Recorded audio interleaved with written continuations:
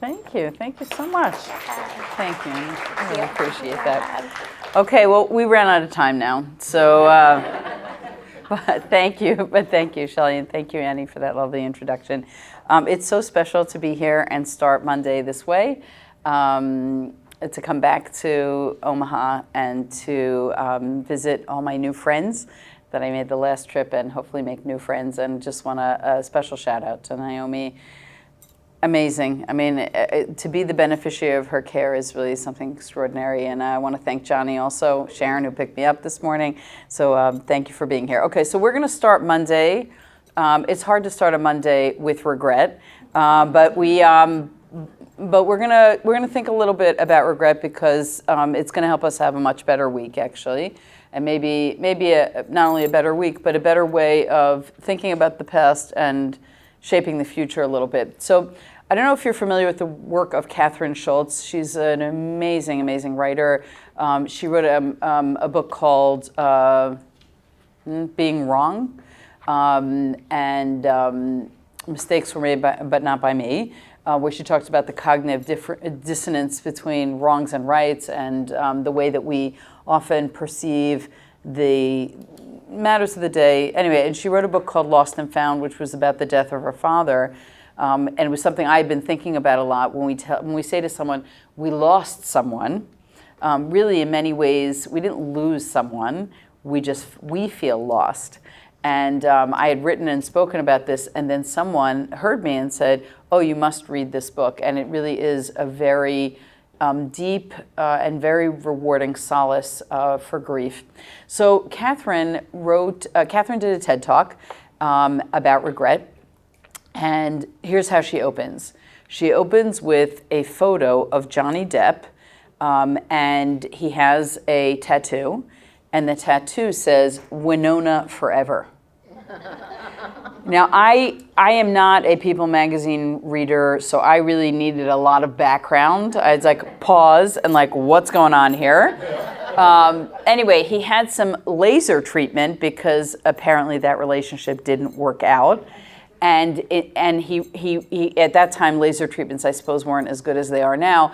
And so instead of Winona Forever, it says Wino Forever, which honestly, I'm not sure what's better. So, and what she talks about is the relationship of tattoos and regret.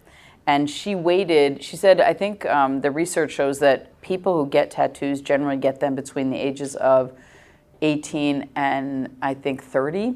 And she waited till she was 29 to get one herself.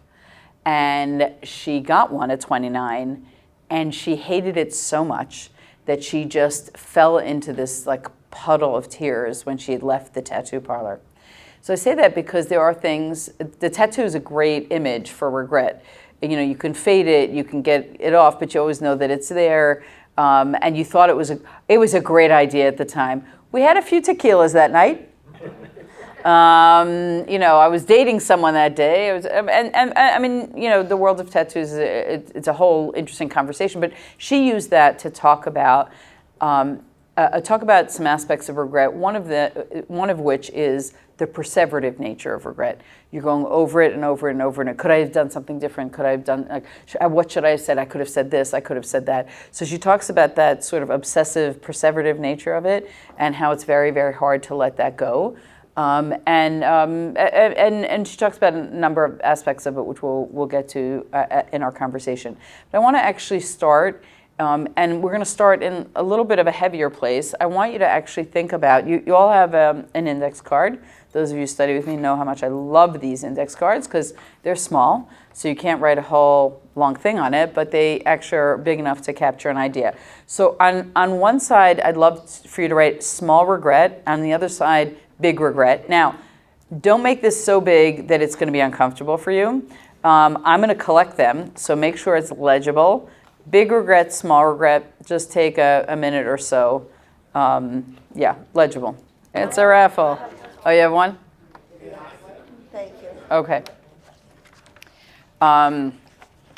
Before we read these, you have a handout in front of you. And I just want to define regret so that we can, think about whatever we're going to read within that framework. Regret is defined as feeling sad, repentant, or disappointed over something that happens or has been done, especially a loss or missed opportunity. And we'll talk about missed opportunity later. What Daniel Pink, who wrote a book called The Power of Regret, and I certainly recommend that, leading up to the high holidays, if you want to read something very thoughtful, and we'll look at a few things that he says, but he talks about boldness regrets.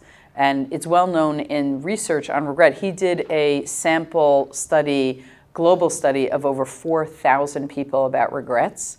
There are inserts from some of the statements that people wrote about from around the world. But one of the things that comes out in that research is that most people regret something they did not do more than what they did do. And that's important when we think about moving forward with regret, is what he calls the boldness regret. Had I only followed my true heart, had I only done this, and so those are things that actually, sometimes the repentant regrets we can't really take care of, but the boldness regrets, we might say, well, now I don't have the money or the time or whatever it is, but a lot of times we can make up for those regrets. A feeling of sadness, repentance, or disappointment over something that has happened or been done. Okay, so we're going to think about small regrets and big regrets. Let's say big regret, being unfaithful. Small regret, not learning to fly. Not learning to fly. Might not be too late for that, but it might be a terrible idea. Okay, big regret, not reaching out to new people in my life. Small, worrying about keeping the house and life organized. Let's take one from the bottom. Being not patient enough, not spending enough quality time with a loved one who died too early. Both of those could be big regrets. One could be small, one could be big. Victimizing myself. Wow, we're going deep on a Monday. Wow. Small regret, not divorcing sooner. Big regret, large regret, marrying the man. I am loving this so much. I am keeping that. That's going in here, right here. Small regret, didn't tell someone how great I thought they were. Big regret, wasn't with my mother when she died. Now, as I'm reading these, I want you to be thinking a little bit, because that's the power of this room, the wisdom of this room, how you might categorize. What are you hearing about small regrets versus large regrets? Because I just said big and small, but I didn't give you any parameters to that. So is there some framing that you might add to this? Small regret, the relationship I have with my youngest son. Big regret, the relationship I have with my brother. I have no small regrets. Fantastic. Wish I was old enough and mature enough to know my grandparents better. They were amazing. Big regret, not writing my mother more. Small regret, not reading an important email from a former friend who is angry at me. Larger regret, didn't retire soon. No smaller regret. Is this interesting for you? Because I'm fascinated by it. Yeah. Okay. I just don't want you to feel bored by this. I regret how I showed up with a niece. I was not in a mature, good place, and I didn't behave as an emotionally mature adult. Big regret, none. Wow, I might have to keep this also. Small regret, when I speak without monitoring my words or thoughts first. And that could end up, creating big regrets. We're still good? We're still good for me to read? Okay. I wasn't a better wife, and I didn't protect my son. Wow. Big regret, my first romantic relationship. Small regret, not being involved in extracurricular activities as a child. Eating so much chocolate yesterday. A small one or a big one? It's a great question. Not joining yoga teacher training because of my job at the time. I think the eating chocolate might have been the large one. I'm keeping this one also. Okay.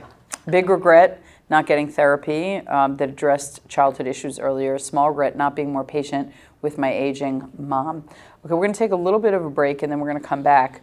What are you noticing about either the big regrets or the small regrets as you're listening? Yeah. I don't know, I assume you all know each other because it's Omaha, but just say your name in case people don't know you. Well, my name is Barry, and a lot of the large regrets have to do with not completely satisfying relationship with close loved ones. Okay, so bing, bing, bing, Family Feud number one answer is that many of the biggest regrets we have in life, and this coheres with the research on regret, have to do with some kind of relationship damage, which you cannot repair, either because the person has passed away. I do want to say in Jewish law, and this is fascinating, there is a category of atonement for people you have lost and you cannot say sorry, because we understand that that could eat someone up alive, right? That I lost someone and I never said X, or I never said Y, or I never apologized. And so the idea is that you take a minyan you take a quorum of 10 people to the gravesite and you ask for repentance. Now it's interesting, it's not a private activity. I think that you can ask privately, but the idea that you bring a community is a way of sort of unburdening yourself in the presence of others, is to say, this is, because maybe if I just said it quietly, I wouldn't feel the severity of the wrong, and I wouldn't have the catharsis that I would have with the presence of others. So we do understand that there's unresolved tensions that are in relationships, and that they can, it's not that the dead person hears you, but that you can come to peace with that and reconcile by being open and honest about it with a community of people. What else are you noticing? Some people have a good sense of humor. Some people have a good sense of humor. And maybe because they've had to process this regret in some way. And we'll talk about some ways in which Daniel Pink recommends that you process regret. He actually opens his book with the French words of a singer who was famous for her song about not having regrets. Does anyone know this song? What is it? No regrets, no tears to cry? Is it a French song? I don't think it was Edith Piaf, because I think I would have known who she was, because I know that name. But it was someone who became quite famous for this song about no regrets. And yeah, it's not a recent song. And this became such a, she I think in her career she wasn't doing that well, and someone came and said, I have a great song for you. And she's like, who are you? I'm famous and you're nobody. But he sort of inserted himself in some sort of way and then started playing it. And she loved this song, and it became her breakout classic song. And then, and it was so popular that people were singing it, and they were, again, with the tattoos, they were tattooing the French onto their, like, have no regrets, live with no regrets. And Pink actually looks at the rest of her life, where she made some extremely poor choices in love. I think she made some poor choices in terms of addiction. She died, if I'm not mistaken, quite penniless, with her reputation in shambles. So he asks, is it really true that she had no regrets? Right? Is it really true? Or we just want to convince ourselves of that? So I want to look at something in the handout, and then we'll go back to the regrets. It was Edith Piaf? Okay. We should just find that song and play it. But so there's two schools of regret that I've seen. And one is don't regret anything. And the second is you can't help having regrets. So I just want to read some quotes about it. School number one, don't have any regrets. Henry David Thoreau, never look back unless you're planning to go that way. And by the way, there are people who experience trauma, and one of the ways that they get themselves out of trauma is they just look forward and they rebuild, and they don't look back. And I'll say this, my grandparents are Auschwitz survivors, and I think part of their method of managing their lives was not to try very hard for a long time not to talk about it. They didn't talk about it for decades. Does anyone else come from a family where the Holocaust was not talked about for decades? Yeah. So you know what I'm saying, Margot. So and then it became popular to talk about the Holocaust. That did not happen until the 80s, when the victimization culture developed in America, where who was sort of the biggest victim was going to get the most attention. And there's been some really interesting writing about that development. And people began to tell their stories. But telling the story actually was not healthy for them. Every time they told the story, they'd have nightmares, often like sort of there was a lot of internal violence there, and so their method of just moving forward and putting one foot in front of the other was helpful. So there is something very powerful in what Thoreau's saying is, don't always go back to the place that was unsafe when it makes you, when it dissolves your resolution and it dissolves your resilience. Jonathan Safran Foer, the mistakes I've made are dead to me, but I can't take back the things I never did. Foer was a novelist. Are your mistakes dead to you, or are they somehow in front of you? Jodi Picoult, and this is a novel, so it's fictional. My dad used to say that living with regrets was like driving a car that only moved in reverse. And how profound is that? And you'll speak to people who've undergone very difficult issues in their marriage or with their children, and they can't actually see any way forward because the mistake that they've made is always in the mirror. And so they're always looking at it, and it becomes very, very hard. So this image I thought was very helpful, is your car only moving in reverse. And Lucille Ball on the boldness regrets, I'd rather regret the things I've done than regret the things I haven't done.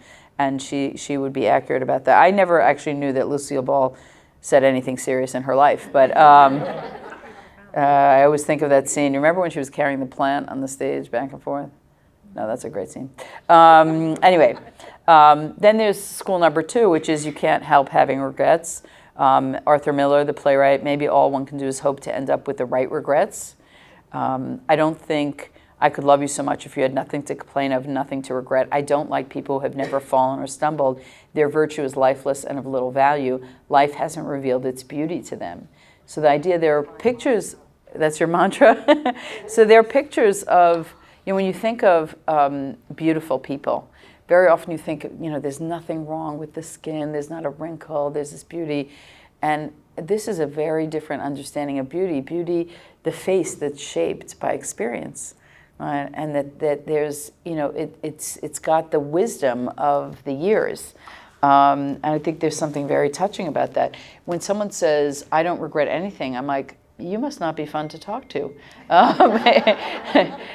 Regret, and by the way, the sort of French singing Edith Piaf, I don't know if it was Edith Piaf. I don't know. It was. Did she write that song?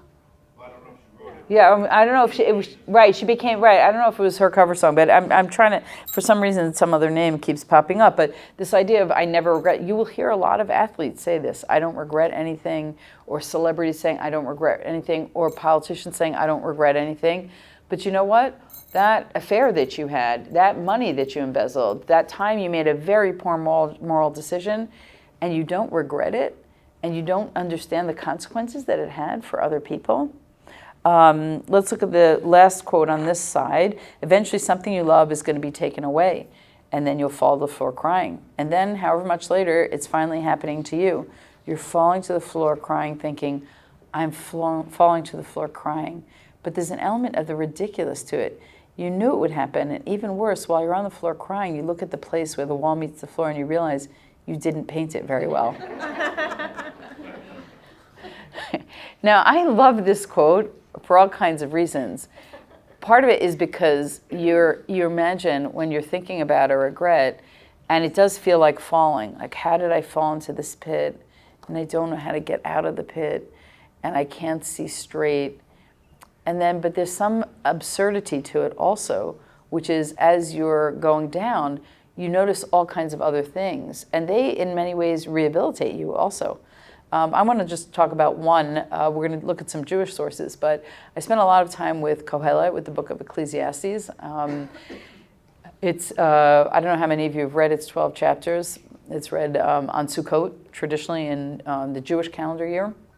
And it's a lot of people think it's a very depressing book. I did not think it was a depressing book. But when one of my neighbors spotted me walking to synagogue on Shabbat, and she said, what are you writing? And I said, I'm working on this book on Ecclesiastes. And she said, oh, are you on Prozac yet? So like, if I were, I wouldn't tell you. But anyway, I think it gets a bad rap. I think it's amazing that the Bible, the Hebrew Bible, canonized a book which is essentially quite existential and questions the value of things and the temporality of things and things which he thought, we have a King James translation from 1611, vanity, vanity, everything is vanity.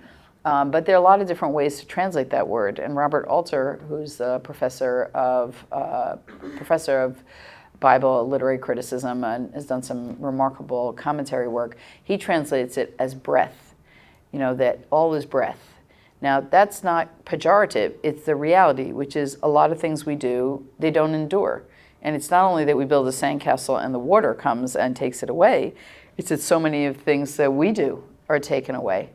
I don't know how many of you had this experience when you move and you built a whole life and you spent so much time there and the moving truck comes and takes everything away, and then there's the bare walls and you stand there and say, was I here at all?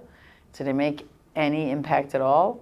As a teacher, I just had graduation last week, and I watched them walk off stage, and I'm so attached to them.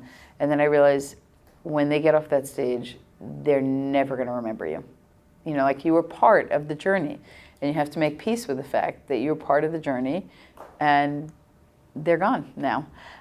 So there's that sense, and I think Ecclesiastes really had a sense, understood that so much of life would feel ephemeral. And so he kept asking the question, what is life worth? So at some point he says, I noticed something in this world, that bad things happen to good people and good things happen to bad people. And then he says, V'shibachti ani, and therefore I praise the ability to eat and drink with the people I love. And that is a gift from God. So it's a little bit of whiplash there. You're in this moment, this philosophical moment with him. Oh my gosh, terrible things happen in the world, things that are unjust. And then he goes into the deli and has a meal with his bestie. And you're thinking, what just happened here? And what I think Kohelet is saying, what I think Ecclesiastes was commenting is, we're not going to resolve the great big existential questions in life.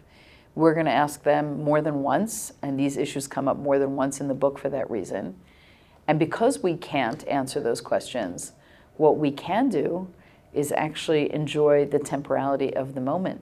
And that temporality is very, very important. In fact, Freud, I quote this in the introduction to the book, Freud was taking a walk in Vienna in a garden with the poet Rilke. Marie Rainier Rilke, whose poetry I love. Anyway, they were walking down a boulevard, I believe it was spring, and that's an important detail. And the poet was very upset about the fact that all of this natural beauty was going to dissipate. It's spring, it looks nice now, but it's going to go away. And Freud felt that the poet was very immature.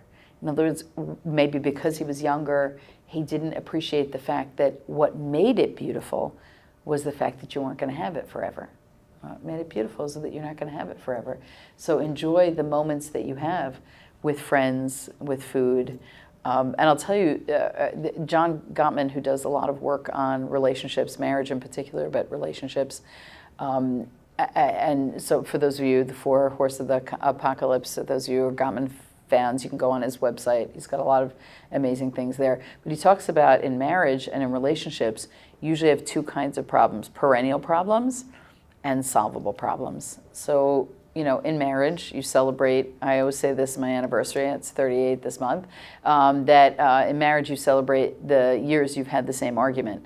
So it's 38 years of having the same argument about this because we're human beings, and that's okay. So we have to learn to live with that. So Gottman says you can't perseverate on, and this gets to the issue of regret. You can't perseverate on the perennial problems because you're just going to have to at some point accept that they exist.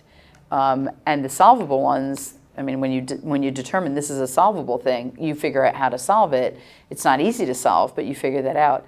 And one of the things he says is when you're in that place of a perennial problem, you're stuck in the thick of it and it's really not pleasant, he said, go do something distracting, because the distraction will help you. Let's say, you're terrible at bowling and you get in a fight with your spouse, your partner, and then you say, let's go bowling because we're bad at it, and we'll laugh a little bit and we'll remember why we love each other. And I think that's really what Ecclesiastes was doing in this moment. He was saying, there are all these persistent, ugly issues that one has to deal with in the course of one's life. But I'm not going to solve those. What I can do is go out with friends, eat something and enjoy it, and then it's not going to remove the problem, but it's going to enhance my life. Does that make sense? Yeah. And that's been, very important and guiding for me. So let's go back to these regrets. Hold on. Okay, one regret, small regret, not taking the time to travel more. That could be a big regret for some people. A big regret, not keeping contact with old friends. Getting to the relationship piece. Big regret, things I didn't say. Small regret, procrastination, which is getting worse. Regret drinking too much alcohol over too many years. Small regret, not going to medical school. That's small. Wow. Okay. Big regret, my husband and I did not send our 2 daughters to Jewish sleepaway camp because at the time we couldn't afford it. I regret not seeking out more scholarship money for them. And I appreciate where you think that went, but sometimes we do all kinds of things. We give our children the best of everything, and it still doesn't work out exactly the way we planned. Not losing weight sooner. I have some cookies and donuts in the back. Weight-related issues come up a lot in studies, but sometimes we don't give ourselves the grace of understanding, let's say with raising children or with our own personal health, that sometimes we just weren't in a place. When you can't afford something, that's real. You can't afford it. It's not, and there are decisions we could have made that were different had we had the means or the time, and we just didn't, and we didn't have them. I was recently talking to a physician who does a lot of very important work, and he was talking about how much he regrets not spending time with his young children and developing that relationship. And that's real, but at the time, he didn't have a lot of choices. This was what the profession, demanded. And part of it is seeing the arc of a life, and that maybe you can't give time now, but maybe you can give time later. Although that doesn't mean that there's not a cost. All right, not studying art and ballet when young and traveling overseas to do so. Wow. Large, not having time to help mother. My mother finds an old friend. I was too busy at the time with work and my own family. Not contacting a friend who's having health issues so I could help them. I want to say something about that, actually. Is that okay? When I was researching my book on death, Happier Endings, there was a letter to Dear Amy, I don't know what her last name is, but it came to my attention in some way, and I was very fascinated by this letter. As a woman wrote in, and she said, I had a bad diagnosis, and a lot of my friends didn't come to visit me. They just didn't come to visit me, and I got better, but those relationships didn't. And Amy's response was, sometimes people have a hard time dealing with others who are ill. And maybe what you could have done is had some compassion on them and given them various jobs to do so they didn't have to see you being sick. And I want to tell you, I don't know this Amy, but and I'm sure she gives a lot of good advice, but I thought she was giving them a pass. All right? I mean, people are, sick and we can't see them. I was like, they're going through what they're going through, but we can't make the time to be in their presence. In fact, I want to share this amazing, amazing question that was asked to Rabbi Moshe Feinstein of the Lower East Side. He had multiple volumes of questions that were sent from around the world that he responded to. Some of them had to do with medicine and Jewish law, developments in science. This one was also a development in science. It's a mitzvah, it's a positive commandment to visit the sick. And he was asked if you could fulfill that requirement by calling someone. Right? Today it would be by texting someone. I don't know about you. If you want to say thank you to me, there are things that are in text is like call me or visit me, right? Like you sent a text, that's not doing the job, right? And I think we sort of, it was like the 30 seconds that it took is not the visit, the 30-minute visit, right? So he was asked, could you use the phone? And it would seem quite intuitive. And he says, if there's a genuine geographic distance, and I don't mean 5 miles, right? You're in another country, let's say, or another state, and you're far away. He said, if there's a distance, then you don't have to. I said, and if the person who's sick does not want you to come because they don't want to be seen that way, so that's their decision, and that makes sense. He said, but otherwise you must visit people in person. Because he said, if you don't visit them, you don't see them in their state of vulnerability, you won't properly pray for them. Meaning they will not really stay in your mind because you haven't seen them. You haven't taken, the visual intake is very important. I know that there are many of you in this room who work with the elderly and work with the sick, volunteer or on a professional basis. You know that there's a difference. If you were calling someone, you really wouldn't see them in their state of fragility. And sometimes it's hard because we don't want to think about our own fragility. But that's who we are. That's who we are in this life, right? Okay. A small regret, did not continue as a veterinary technician. Big regret, wasn't born a cowgirl. I've never had that regret. I want to think about that. Small regret, not explaining who Lilith was to men who thought she appears in Genesis. Large regret, not sticking up for the accused when I was a judicial clerk in 1984. So both of these seem to be related to justice, right? Trying to stick up for something. Big, first marriage. Small, riding my electric bicycle into a curb and breaking my elbow. I thought I could make it over that curb. Yeah, sorry. Never saying I love you to my loved ones. Not stopping to speak to a friend's father, and he passed away shortly after. I definitely have that regret of trying to visit someone in the hospital and couldn't get there, or well, I was there, but they wouldn't let me upstairs, and then she died that day, and that's a really painful regret. But let's talk about never saying I love you to my loved ones. You notice that people say I love you much more today? They love everything. They love people who is like, you love that person? You don't know that person. I was one of those people. I just really did not say I love you a lot, except to my people, right? Like I gave birth to you, then you can have an I love you, and you get, right? Like there was my family. But it wouldn't dawn on me to say it to a friend. But I have friends who I love, and honestly, some of them are much nicer than members of my family. Joke. Anyway, but I think it's true that a lot of us, and I actually feel like I've learned so much from my kids about love. It's so free to them. It's so easy to them to love. I love you, love you, love you, love you. So I started saying I love you to my close friends. And you know what? I do love them. And I felt great saying I love you to my friends. But I think many of us didn't grow up, and some people didn't grow up in cultures of love where they express that. My husband did not have his parents. May they rest in peace. He's English. They did not, they said God bless to their children. I love you wasn't part of it.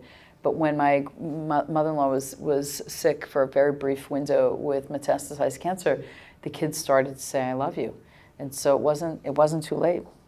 Someone has nothing on small regret and big regret, but wanted to hand it in anyway. So maybe that's a no regret. Small regret, never worked to understand my mother. Large regret, took so long to realize the love of my life was my oldest best friend. Beautiful. Small, my electricity went out this AM and my hair looks awful. Let us be the judge of that. Let us be the judge of that. Big, I wish I had stopped drinking earlier or never begun. So that's 2 on the drinking front. So, as you listen to this, how is this making you feel or think about regret? Thank you for indulging me with my regret gift bag. It's great at parties. Yeah, Johnny? I feel like a lot of it's based on guilt. Things people are feeling maybe guilty about. Yeah, guilty. I'm a fan of guilt. I don't think, there's a great book, The Jewish Girl's Guide to Guilt, I think. It was an anthology of articles about guilt. And one of them talked about the introduction about everything, things that are out of your control are a little bit is a little bit different. In fact, I was reading this book many years ago. I'm lying in bed on a Friday night and reading this book, and there's an article in the book about saying no, and it's a woman who says yes to everything, and as a result, she hasn't finished the book that she's writing, she hasn't finished this, and she hasn't finished that, and only when she said no to people, she didn't even go to the like special occasions, a bat mitzvah of a niece or something like that. I don't know. I can't remember exactly. She stopped going to things, and how saying no has helped her in all kinds of ways. So, like literally tears are streaming. I need to say no more often. She's so right. And anyway, my husband, who is the voice of normalcy, I wake him up in the morning. I'm like, I need to share this article. This woman, she's figured it all out. She says no to things. She doesn't go to her family weddings and this and that. And she's able to get her book. And he's like, why do you need to take the advice of a psychopath? Because who doesn't go to a family simcha because you have to write a book? What kind of person is that? I was like, you're right. He was the best decision. Okay, so thinking a little bit about the role that guilt plays in shaping the future, as opposed to going over perseverating in the past. I can't do that. But how could I fuel this so that what Pink calls foundational regrets that shape one's life? And you say, you know what? I didn't do X for my parent, but could I do X for my child, right? Or could I repurpose this into, I messed up with this friend. And by the way, when you messed up with a friend or a family member, you weren't the only person who messed up, right? In other words, you can blame yourself from today till tomorrow, but it's also not fair to you, because relationships are dynamic and they're complicated. And so part of it is saying, can I do something different with someone else moving forward? Other things you've noticed? Yeah, please, Amy. Good question. First of all, I think that I don't think we can assume that everybody is so resilient. And I'm seeing the consequences of the victim culture, which is students who are not resilient. And they have every excuse. They need more time, they need more this, they need more that. And we have not helped our children. We have not helped our children by hand-holding them too much, not letting them fall down. They're not as resilient as they need to be, because we are living in a world that is on fire right now, and I just don't think we equip them. I listened to a great NPR segment many years ago where a young woman was talking about millennials at work, and she was talking about being upset she hasn't gotten a raise early enough. She's like, and she was talking about. CEOs who said, I can't give you a champagne breakfast because you did your job this week, right? Or I can't give you a gold star all the time because you were told you were wonderful. And the way that she ends this segment, she goes, hold on, I just want to see how I did. I'm going to call my mom. So she calls her mom. She goes, Mom, are you listening? Of course I'm listening, honey. How am I doing? You're perfect. So it's very clever, but it made its point. So I'm not sure that we've built a lot of resilience. I mentioned my Bobi and my Zadie. I remember asking my grandmother, did you suffer depression when you lived in Zakshevik and all the conditions? And she laughed. And she said, we didn't have time for depression. Like, she saw that as a luxury. Now, of course, they didn't have an approach to mental health issues. And today, thank God, we have a much more therapeutic culture. We understand that. But the resilience and regret, I think actually one of the things with regret that's so painful and hard is that we don't segment time, right? That, like in that Ecclesiastes sort of framework, I did something terrible yesterday. Okay, like you said, well, today, and maybe it's not even today, maybe it's this hour, which I've had the privilege of teaching people who are going through addiction recovery. They're often told to take themselves into a spiritual process. The 12 steps is not a Jewish process. And there have been some people, Dr. Abraham Tversky, Rabbi Abraham Tversky is remarkable, and he sort of developed a framework for Jewish addiction recovery. And part of that is, who am I this minute, this 10-minute segment? A lifetime is way too big, and sometimes a day is way too big. So how can I say, okay, you know what, I regret that I did this yesterday, but today I'm going to do something different. And we've had a lot of research on habits. So if you haven't read James Clear's Atomic Habits, he, I think, helps a lot. It was atomic habits are tiny things, right? Tiny things that change, because the tiny decisions we make repeatedly are the ways that we manage the long-term decisions. big thing about this, and I want to think about it within the framework of regret, so I'm grateful for your question, Amy, is when Clear says, make a habit an identity. So instead of saying, I'm going to write a page today in the book that I've always wanted to write, I am a writer. Instead of, I'm gonna run today, I am a runner. Because when we sort of switch the framing in which we're thinking, then it manages the guilt that Johnny's talking about also, right? Instead of saying, I was a terrible daughter, it's like, I am going to be a good daughter this hour. Or if I can't do that, I'm going to be good to my daughter this hour or to someone else. So that reframing is important. Any other thoughts about what this raises for you? And you are? Yeah. And I appreciate that, Julia, because someone could say, oh, this was a really risky exercise. It's not the first time I've done it. But I haven't done it often. But every time it generates an important universal conversation. It's not Jewish or non-Jewish or, I think that we are human beings and we regret. So when someone says, oh, I have no regrets, part of this is, are you human? How human are you? Or if we talked for 1 minute, I think I could help you discover a regret that you have. Not that you're necessarily weighed down by regrets, but that you see mistakes and learn from them.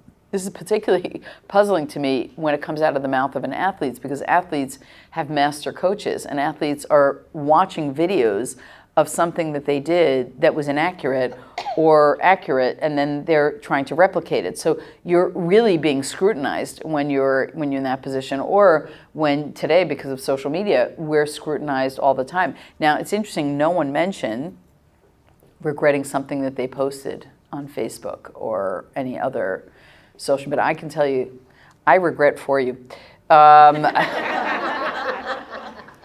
I have had many conversations in my office with people who thought it was a great idea to drink heavily and post their thoughts on a matter. Or post a photo and not realizing that a potential employer is going to look at everything that you put on cyberspace. I many years ago, I co-chaired the Search for Our Rabbi, which was a super interesting leadership experience. Yeah, there are people I will not look at in the supermarket, but no, that's not almost true. And I was aware of, we actually asked every candidate who applied. We asked someone on the committee check everything that they've ever put on social media, right? And one person who I live in a suburb of DC. I would say maybe roughly half of the people in my synagogue work for the government or in some aspect an NGO or government related. And if you were a candidate who's particularly partisan, that you can't work here. These are very sensitive things, and we tread on them lightly. And I remember speaking to a candidate who was anxious for the job, who had been wow about his particular presidential preferences. So, I said to him, help me understand how you might negotiate, a commitment in this particular synagogue where partisanship is just not a good idea. It's never a good idea. And he said, well, I just did that because I was playing to my base there, and then I would play to my base here. And I was thinking, thanks for applying. Goodbye. So sometimes social media sort of codifies mistakes. And so thinking about what the policy is around the don't send, and there are mechanisms that can help with that too. All right, so let's look at on page 2. I want to look at this in terms of regrets that we might have, that we're processing, some of us process at the time of Yom Kippur. So this is a Talmudic tractate, Brachot, about blessings. And a particular rabbi, Rabbi Kahana, said, so this is about 2,000 years old, I consider impudent, rude, one who specifies his transgressions. As is written, happy is he whose iniquity is forgiven, whose transgression is covered over. And that's a verse from Psalms. Meaning, one who conceals his transgressions indicates that he's ashamed of them, and due to his shame, he will be forgiven. What he's talking about is when people are public about their regrets, I'm so sorry that I did X, And he's saying, no, take a more modest approach. When you feel ashamed, you wouldn't state what your transgressions are, what your sins are, your wrongdoings, your mistakes are. You actually are more likely to take care of them. Sometimes people put out a regret in the world to get attention. And he felt like you should manage your regrets a little bit differently. The next is Maimonides' Laws of Repentance, which is a gorgeous and important book. It's 10 chapters.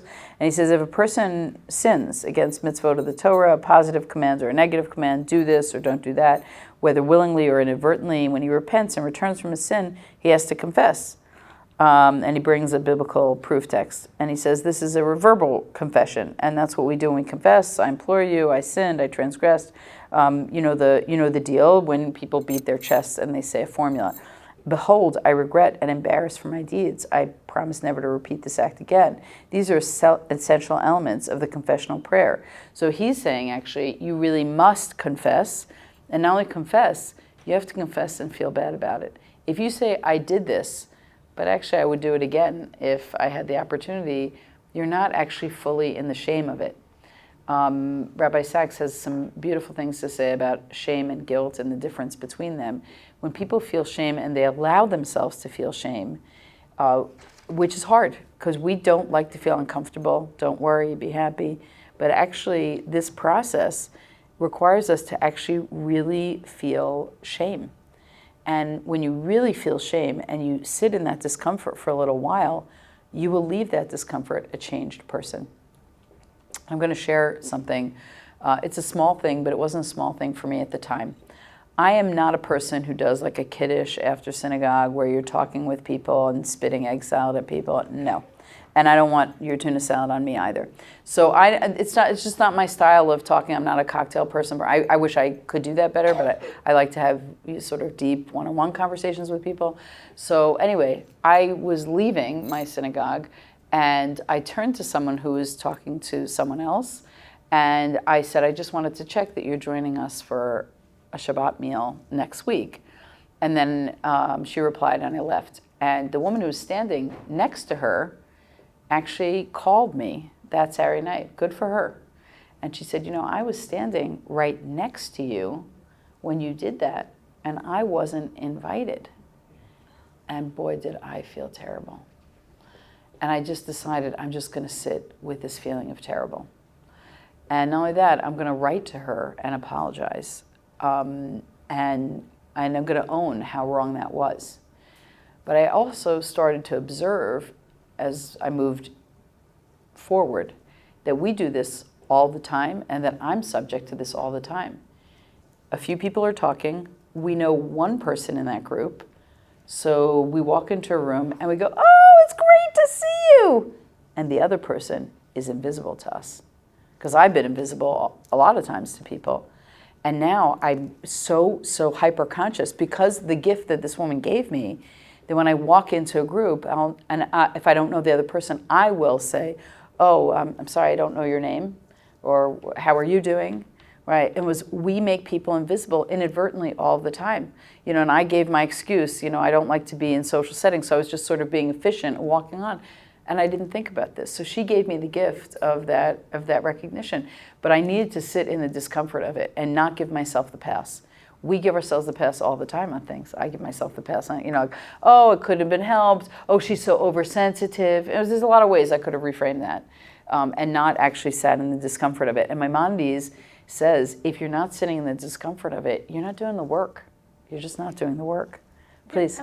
When you're talking about that, it made me, there was something else that I was thinking about that is kind of along those same lines, which is when you were saying you have to repent and you have to be, serious about repenting, but are there things that you can regret, but that also taught you a lesson? So in a way, you don't regret it because you would not have learned that lesson had you not have committed that. Yeah. What's your name? Jeannie. Jeannie. So what Jeannie said is actually one of the conclusions that Daniel Pink arrives at in his book. If you would have written it, you could also be a best-selling author. Just saying. Put that on the big regret. One of the things he says in terms of processing a regret is the at least formula. So at least, I regretted that. At least I learned from that moment. And not only that, I try to bring this up in classes. You know, it's not a good reflection of me, but you know, I can get over myself if it helps someone else, you know, process this. And by the way, I do this when I go away for weekends when I'm teaching in a synagogue. I do something in it, and my husband cannot stand it. But I'm a synagogue goer, so I know I'm going to come the next week. So very often I'll go in a synagogue, and on Friday night, no one says hello to me. The next day when I speak, so many people come over and they talk to me. But I realize they're not talking to me because I'm here as a congregant. They're talking to me because I'm here as a speaker. So when I speak for the third time, I will often point out, I just want to share an experience that I had here, because there will be people who do not return. I remember speaking to someone who had lived in the DC area for 11 years. She said, I went to different synagogues. Sometimes I never got a Shabbat Shalom, or it never got beyond a Shabbat Shalom. And instead of joining a synagogue, which cost a lot of money, I joined a gym. It's a fraction of the cost, and everyone's friendly to me there. And you know, when she said that to me, my heart broke a little bit. Because the Abrahamic tradition, we invented customer service, right? We invented it. I said, and we are betraying people. So I need to point this out. I need to say, you know, I was here last night, and I want to share what happened. And it was painful for me that no one reached out. Now, what happens is someone will come up to, I wasn't here last night, right? Don't put on your thing, on your website, warm and welcoming congregation. No, because what we are is warm to the people we already know. And it's a lesson for all of us to be, you know, everyone is a hospitality, you know, committee, because there will be people who say, you know, I regret I didn't join a synagogue. But I walked in, or I see this in schools. You walk down the hall, everyone's friendly to someone they know, as opposed to saying, in an elevator, be friendly to someone you don't know. I do this a lot with my students, a lot about elevator leadership. And every once in a while, one of them will come back and goes, you know, I made my closest friend this semester through the elevator conversation I had. So I feel like, okay, check, it's a little win. Okay, so I want to look at something that the philosopher Soren Kierkegaard says, and then we'll conclude with Daniel Pink, and any questions or observations you want to share. I'm always happy to see them. I see it all perfectly, wrote Soren Kierkegaard. There are two possible situations. One can either do this or that. My honest opinion and my friendly advice is this: do it or do not do it. You will regret both. Now, I don't think he was saying it to be funny. I mean, Kierkegaard has never been known as a comedian, but I think what he was saying is there is an amount of regret that you are going to live with if you make a decision or if you make the opposite decision. And that's like the sunk cost of living, you know, is to say we are beings who make mistakes, and we come to terms with failure. And every day we try to say, can I make this a little bit better? Can I be a little bit better than I was yesterday?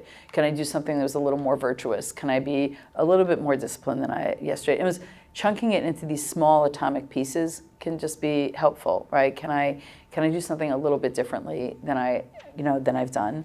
And then I want to look at Daniel Pink, and you know, I hope I've sold this book to you. I get no commissions, but it was very helpful for me. And again, if you buy something, I always look for like a book that I'm going to read before the high holidays. So this was a good one.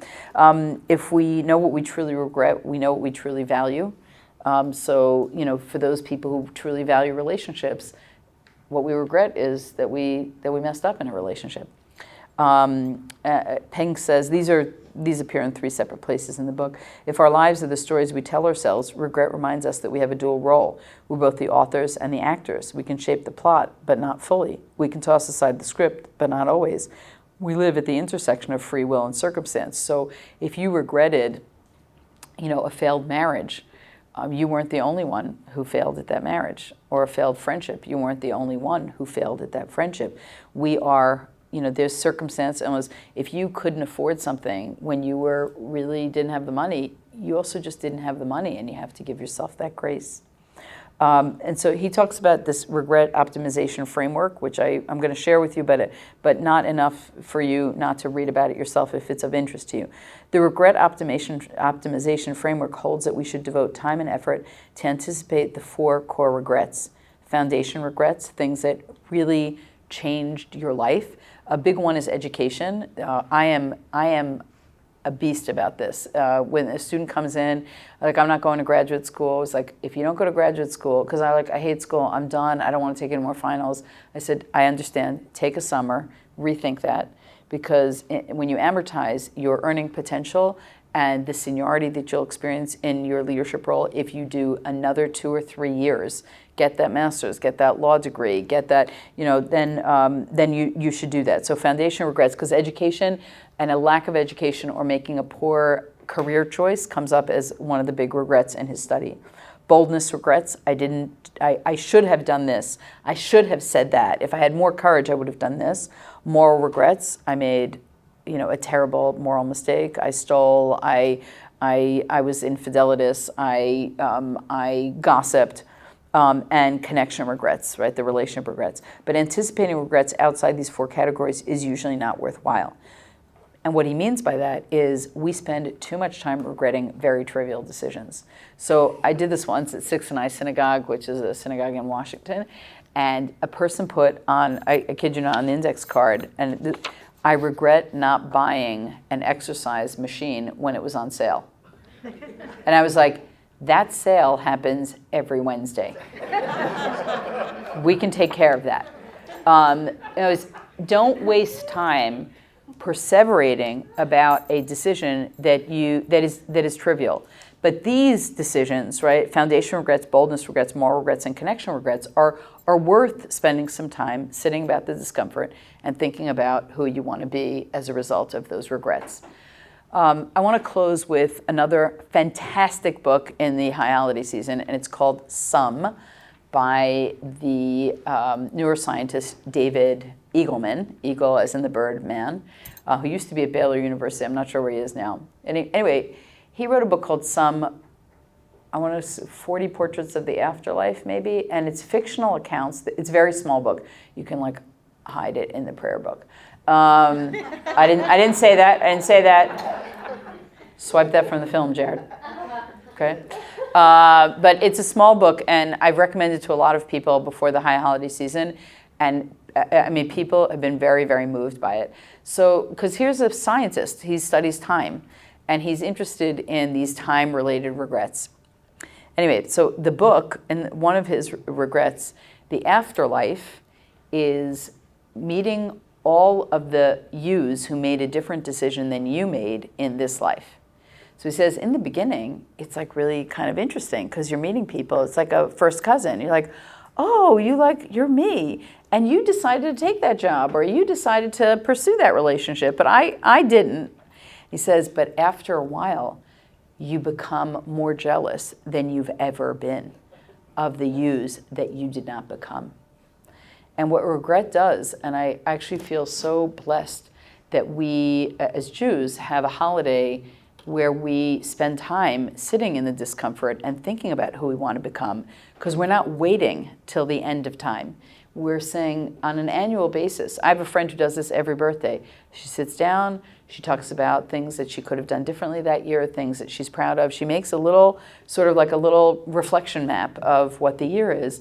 And we have that built into our holiday season, is thinking about who I want to be so that I don't get to the end of time and encounter all the yous that were better yous, that were more thoughtful yous, that loved more expansively, that strove, that were more ambitious. And so although we started our Monday with regret, I hope we're concluding with the sense of really profound possibility of decisions that we have yet to make to overcome some of the mistakes, especially in the arena of relationships and connecting. Thank you so much for joining me this morning.